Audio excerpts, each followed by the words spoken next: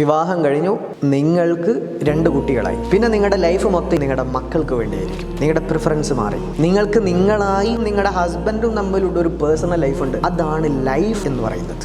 ഒരുപാട് ആളുകൾ ഞാൻ എൻ്റെ കുട്ടിക്ക് വേണ്ടി ജീവിക്കുകയാണ്. നമ്മൾ നമ്മുടെ ലൈഫ് മറ്റുള്ളവർക്ക് വേണ്ടി ത്യജിക്കുക, പിന്നെയും ത്യജിക്കുക, പിന്നെയും ത്യജിക്കുക. ഈ സാക്രിഫൈസ് എന്ന് പറയുന്നത് ഒരു പരിധി കഴിഞ്ഞു കഴിഞ്ഞാൽ അത് മണ്ടത്തരം. ഒരു പ്രായം തികഞ്ഞ് ഒരു ലെവൽ എത്തിക്കഴിഞ്ഞാൽ പിന്നെയും മക്കൾക്ക് വേണ്ടി സ്വന്തം ലൈഫ് കളയുകയല്ല.